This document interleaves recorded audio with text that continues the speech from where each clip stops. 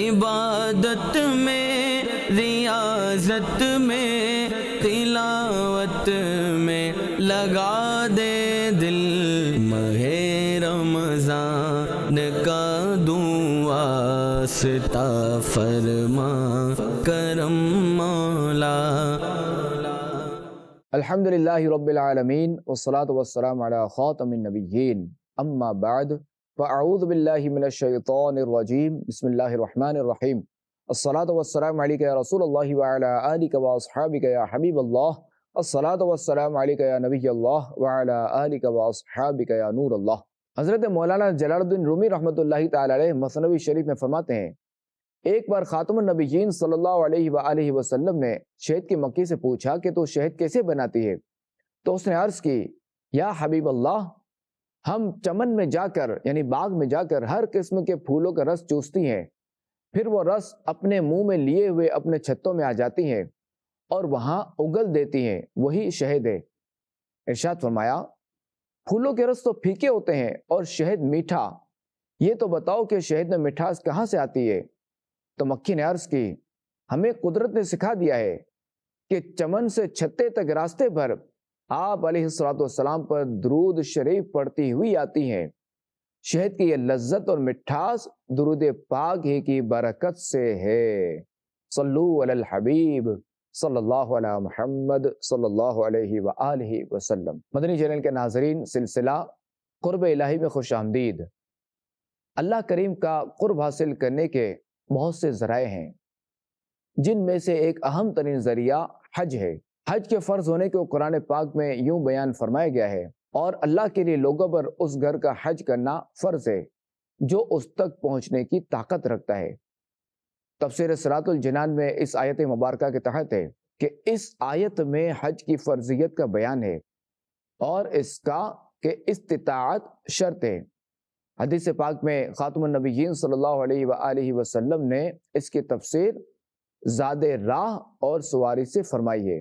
حج فرض ہونے کے لیے زاد راہ کی مقدار یہ ہے کہ کھانے پینے کا انتظام اس قدر ہونا چاہیے کہ جا کر واپس آنے تک اس کے لیے کافی ہو، اور یہ واپسی کے وقت تک اہل و عیال کے خرچے کے علاوہ ہونا چاہیے۔ راستے کا امن بھی ضروری ہے، کیونکہ اس کے بغیر حج کی ادائیگی لازم نہیں ہوتی۔ مدنی چینل کے ناظرین، کعبہ شریف کی تعمیر کے بعد حضرت ابراہیم خلیل اللہ علی نبینا وعلیہ السلام کو حکم دیا گیا کہ اب لوگوں کو میرے گھر آنے کی دعوت دو۔ چنانچہ حضرت ابراہیم علیہ السلام نے جبل ابی قبیس پر چڑھ کر جہان کے لوگوں کو ندا دی کہ بیت اللہ کا حج کرو۔ جن کی قسمت میں حج کرنا لکھا تھا، انہوں نے اپنے باپوں کی پشتوں اور ماؤں کے پیٹوں سے جواب دیا، لبیک اللہم لبیک، یعنی میں حاضر ہوں، اے اللہ میں حاضر ہوں۔ اللہ کریم نے اس واقعے کو قرآن پاک میں یوں بیان فرمایا ہے، وَأَذِّن فِي النَّاسِ بِالْحَجِّ يَأْتُوكَ رِجَالًا وَعَلَىٰ كُلِّ ضَامِرٍ يَأْتِينَ مِن كُلِّ فَجٍّ عَمِيقٍ، اور لوگوں میں حج کا عام اعلان کر دو، وہ تمہارے پاس پیدل اور ہر دبلی اونٹنی پر سوار ہو کر آئیں گے جو ہر دور کی راہ سے آتی ہیں۔ پتہ چلا کہ حج کی سعادت صرف اس خوش نصیب مسلمان کو ملے گی جس نے حضرت ابراہیم علیہ السلام کی ندا کے جواب میں لبیک کہا ہوگا، نیز جس نے عالم ارواح میں جتنی بار لبیک کہا ہوگا اسے اتنی بار حج کی سعادت ملے گی۔ مثلا اگر کسی نے ایک بار لبیک کہا ہوگا تو وہ ایک ہی حج کر پائے گا، جس نے 2 بار لبیک کہا ہوگا تو وہ 2 حج کرے گا، اور جس نے 10 بار لبیک کہا ہوگا اسے 10 حج نصیب ہوں گے۔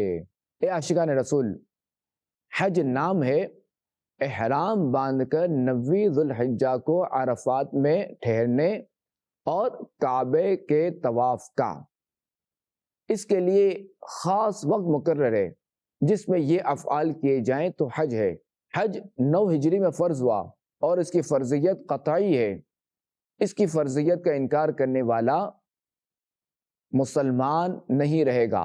مدنی چینل کے ناظرین، حج ارکان اسلام میں سے ایک بنیادی رکن اور اہم عبادت ہے۔ اس فریضے کی ادائیگی کی غرض سے ہر سال لاکھوں مسلمان ایک ہی لباس میں رنگ و نسل کے فرق کو مٹا کر سرزمین حرم پر جمع ہوتے ہیں، جن کے اتفاق و اتحاد کا دلکش نظارہ دیکھ کر دنیا حیرت زدہ ہو جاتی ہے، اور یہ لمحہ حاجیوں کے لیے کسی عظیم نعمت سے کم نہیں ہوتا، کیونکہ بارگاہ الہی سے ان خوش نصیبوں پر خصوصی کرم نوازیاں ہوتی ہیں، اور ان کو حج کے بدلے میں ایسے عظیم الشان انعامات و ثوابات سے نوازا جاتا ہے کہ جن کے بارے میں سننے کے بعد حج کی طاقت و قدرت نہ رکھنے والے مسلمانوں کے دل و دماغ میں بھی اس مقدس مقام کی زیارت کا ارمان مچلنے لگتا ہے۔ آئیے حج کے فضائل پر احادیث مبارکہ سنتے ہیں۔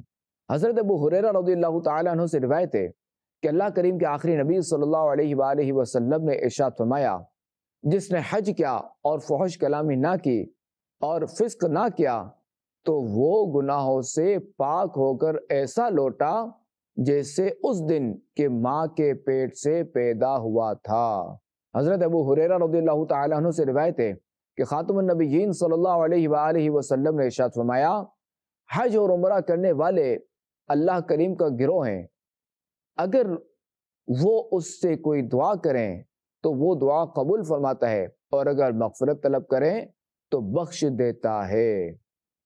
حضرت جابر بن عبداللہ رضی اللہ تعالیٰ عنہ سے روایت ہے کہ اللہ کریم کے آخری نبی صلی اللہ علیہ وآلہ وسلم نے ارشاد فرمایا، یہ گھر اسلام کا ستون ہے، جو حج یا عمرہ کرنے والا اپنے گھر سے بیت اللہ شریف کے ارادے سے نکلے، اگر اس کی روح قبض ہو جائے تو اللہ کریم کے ذمہ کرم پر ہے کہ اسے جنت میں داخل فرما دے، اور اگر وہ حج کر کے پلٹا تو اجر و غنیمت کے ساتھ لوٹے گا۔ حضرت عمر بن عاص رضی اللہ تعالیٰ عنہ سے روایت ہے کہ خاتم النبیین صلی اللہ علیہ وآلہ وسلم نے ارشاد فرمایا، حج ان گناہوں کو دفع کر دیتا ہے جو پیشتر ہوئے ہیں۔ حضرت عبداللہ بن مسعود رضی اللہ تعالیٰ عنہ سے روایت ہے کہ خاتم النبیین صلی اللہ علیہ وآلہ وسلم نے ارشاد فرمایا، حج و عمرہ محتاجی اور گناہوں کو ایسے دور کرتے ہیں جیسے بھٹی لوہے اور چاندی اور سونے کے میل کو دور کرتی ہے، اور حج مبرور کا ثواب جنت ہی ہے۔ حضرت ابو موسیٰ اشعری رضی اللہ تعالیٰ عنہ سے روایت ہے کہ اللہ کریم کے آخری نبی صلی اللہ علیہ وآلہ وسلم نے ارشاد فرمایا، حاجی اپنے گھر والوں میں سے 400 کی شفاعت کرے گا اور گناہوں سے ایسا نکل جائے گا جیسے اس دن کہ ماں کے پیٹ سے پیدا ہوا۔ حضرت ابو ذر رضی اللہ تعالیٰ عنہ سے روایت ہے کہ خاتم النبیین صلی اللہ علیہ وآلہ وسلم نے ارشاد فرمایا، حضرت داؤد علیہ السلام نے عرض کی، اے اللہ، جب تیرے بندے تیرے گھر کی زیارت کو آئیں تو تو انہیں کیا عطا فرمائے گا؟ فرمایا، ہر زائر کا اس پر حق ہے جس کی زیارت کو جائے، ان کا یعنی حج کرنے والوں کا مجھ پر یہ حق ہے کہ دنیا میں انہیں عافیت دوں، اور جب مجھ سے ملیں گے تو ان کی مغفرت فرما دوں گا۔ برادر اعلی حضرت مولانا حسن رضا خان رحمۃ اللہ تعالی علیہ کیا خوب ارشاد فرماتے ہیں، حضور کعبہ حاضر ہیں، حرم کی خاک پر سر ہے، بڑی سرکار میں پہنچے، مقدر یاوری پر ہے۔ مدنی چینل کے ناظرین، یاد رہے کہ دین اسلام کے احکامات میں بہت سی حکمتیں پوشیدہ ہوتی ہیں، مگر عام مسلمانوں کی عقل ان حکمتوں کو جاننے سے قاصر رہتی ہے، لیکن اللہ کریم کے خاص اور مقرب بندوں پر ان حکمتوں کو آشکار کر دیا جاتا ہے، اور پھر ان کے بتانے سے عام لوگوں کو بھی ان حکمتوں سے آگاہی حاصل ہو جاتی ہے۔ تو حج بھی دین اسلام کا ایک اہم رکن ہے۔ اللہ کریم نے اپنے بندوں کو اس کی ادائیگی کا حکم ارشاد فرمایا ہے، اور یہ بہت سے افعال پر مشتمل ہے۔ علماء کرام نے اپنی کتابوں میں حج کے افعال کی حکمتیں بیان فرمائی ہیں۔ آئیے چند حکمتیں سنتے ہیں۔ چنانچہ احرام کے وقت سلا ہوا لباس نہ پہننے کی حکمت یہ ہے کہ عام طور پر لوگوں کی عادت ہوتی ہے کہ جب وہ مخلوق کے پاس جاتے ہیں تو عمدہ اور فخریہ لباس پہن لیتے ہیں۔ گویا اللہ تعالیٰ ارشاد فرماتا ہے میری بارگاہ میں حاضری کا ارادہ مخلوق کے پاس جانے کے ارادے سے مختلف ہو تاکہ میں ان کے لیے اجر و ثواب بڑھا دوں۔ احرام کے وقت غسل کرنے کی حکمت بالکل ظاہر اور واضح ہے کہ اللہ کریم چاہتا ہے کہ حجاج کرام کو ملائکہ پر ظاہر کرے تاکہ ان کے سبب فخر فرمائے، لہذا حجاج کرام فرشتوں کے سامنے گناہوں اور میل کچل سے پاک و صاف کر کے پیش کیے جاتے ہیں۔ اس میں دوسری حکمت یہ ہے کہ حجاج انبیاء کرام علیہ السلام کے قدموں کی جگہ اپنے قدم رکھتے ہیں تو اس سے پہلے غسل کر لیتے ہیں تاکہ ان آثار کی برکت حاصل کر لیں۔ تلبیہ کہنے میں حکمت یہ ہے کہ ایک انسان کو جب کوئی معزز انسان بلاتا ہے تو وہ اس کو لبیک اور اچھے کلام سے جواب دیتا ہے، لہذا اس شخص کا جواب کیا ہونا چاہیے جس کو خود ملک العلام پکارے اور اسے اپنی جانب بلائے تاکہ اس کے گناہ اور برائیاں مٹا دے۔ جب بندہ لبیک کہتا ہے تو اللہ کریم فرماتا ہے ہاں میں تیرے قریب ہوں اور تجھ پر تجلی فرمانے والا ہوں، پس تو جو چاہتا ہے مانگ لے، میں تیری شہ رگ سے بھی زیادہ قریب ہوں۔ مدنی چینل کے ناظرین، جب اللہ کے نیک بندے احرام باندھ کر لبیک کہتے ہیں تو ان کا انداز بھی کیا خوب ہوتا ہے۔ چنانچہ حضرت امام زین العابدین رحمۃ اللہ تعالی علیہ نے جب عزم حج بیت اللہ کیا اور احرام باندھا تو چہرہ مبارکہ زرد ہو گیا اور لبیک نہ کہہ سکے۔ لوگوں نے عرض کی اب لبیک نہیں پڑھتے؟ فرمایا مجھے ڈر ہے کہیں جواب میں لا لبیک نہ کہہ دیا جائے۔ ان کی توجہ دلائی گئی کہ احرام باندھ کر لبیک کہنا ضروری ہے۔ آپ رحمت اللہ تعالی علیہ نے لبیک پڑھی تو بے ہوش ہو کر سواری پر سے گر پڑے اور اختتام حج تک یہی صورت رہی کہ جب بھی لبیک کہتے بے ہوش ہو جاتے۔ اللہ کریم کی ان پر رحمت ہو اور ان کے صدقے ہماری بے حساب مغفرت ہو۔ اللہ کریم سے دعا ہے کہ وہ ہمیں بھی حج بیت اللہ کی سعادت نصیب فرمائے، آمین بجاہ خاتم النبیین صلی اللہ علیہ وآلہ وسلم۔ عبادت میں، ریاضت میں، تلاوت میں لگا دے دل، ماہ رمضان کا دوں واسطہ فرما